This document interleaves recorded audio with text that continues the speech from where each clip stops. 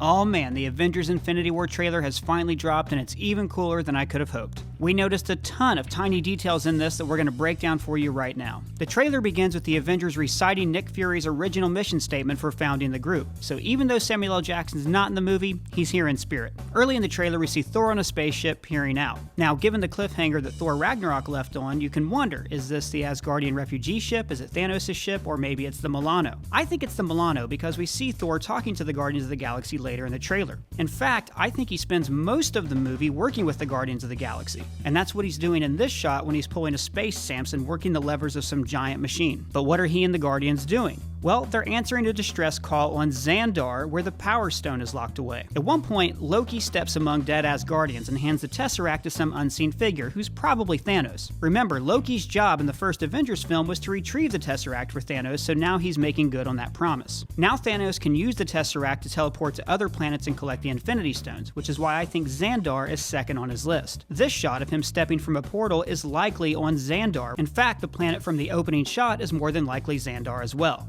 And this shot of Thanos adding the Power Stone to his gauntlet is Xandar, but the trailer cuts it together to look like Iron Man is fighting him in the same moment. The trailer definitely shows us that the first two Infinity Stones Thanos collects are the Space and Power Stones. Alright, now let's go back to Earth, where Bruce Banner has crashed through the ceiling of Doctor Strange's Sanctum Sanctorum, while Wong and Doctor Strange look down at him. This is also a nod to the Infinity Gauntlet comics, which began with the Silver Surfer crashing through Doctor Strange's ceiling and warning them that Thanos was coming. They must have called Tony Stark right away and told him, hey, you have a stray Avenger in our house, because soon Tony's standing in the foyer with the three of them. And Tony's also wearing the hoodie that he wears in one of the opening shots of the trailer when there's destruction raining all around him. Tony's shirt looks like it has an arc reactor or some kind of machine built into it. Probably his new armor just unfolds from his chest, which, that's kind of silly.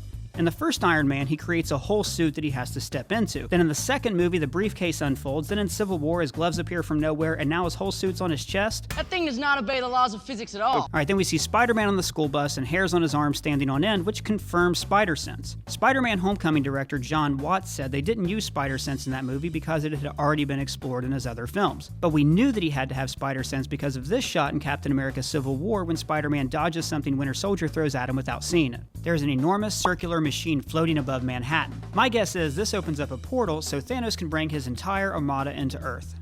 Thanos probably shows up in New York early in the film to collect the Time Stone and destroys a huge part of the city. That's these shots when we see Iron Man facing off with him and this shot where Tony sees destruction raining all around him. Now let's look at the Vision and Scarlet Witch. This was a big surprise. They're in a room together, and this could be romantic or they could be hiding out. It looks like it could be a hotel room or maybe just a nice house somewhere. The big thing here is that the Vision is in human form. This is something he does sometimes in the comics, using a holographic projector and calling himself Victor Shade. Now as for where they're at, later on we see someone who is probably Corvus Glaive ripping the Mind Stone from the Vision's head. The license plate behind him is a long rectangle, meaning this is probably the United Kingdom or somewhere in Europe. So perhaps the Scarlet Witch in hiding went back to her homeland Sokovia. Then we get our first look of the Black Order. This is Proxima Midnight throwing a spear at Steve Rogers. And this doesn't seem to happen in Wakanda. I think it happens in the same European country that Wanda and the Vision are hiding in, like Steve's maybe keeping tabs on them. This is also probably the same scene when Black Widow shoves a spear into something, probably a member of the Black Order.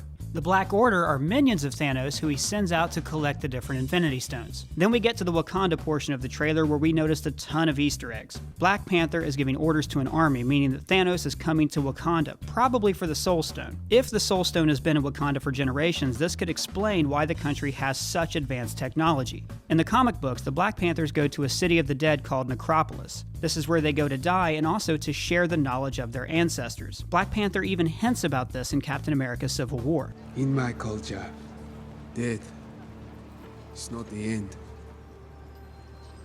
It's more of a stepping off point. You reach out with both hands and Bast and Sekhmet. They lead you into the green veldt where you can run forever.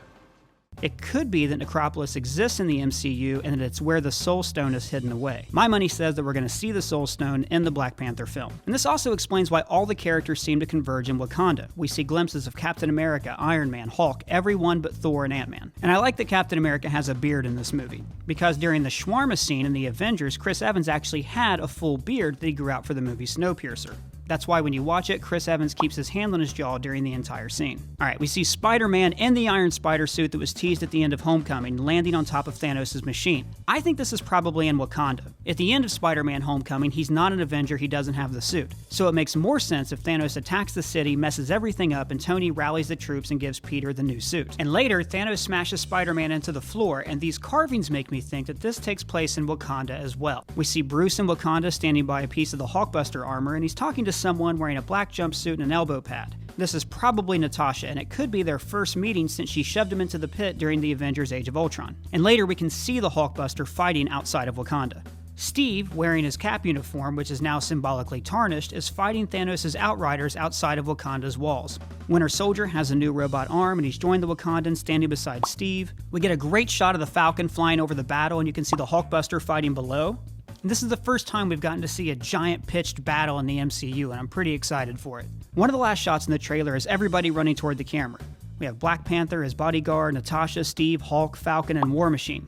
And this is our only look at War Machine, so I'm glad that he's getting better after his injury in Civil War. The only Infinity Stone we didn't see was the Reality Stone, currently held by the Collector. My guess is that Thanos is saving that one for last. So in the next movie, the Avengers are going to have to follow him out into space. If you noticed anything that I didn't, please leave it in the comments below, and don't forget to subscribe. For ScreenCrush, I'm Ryan Arey.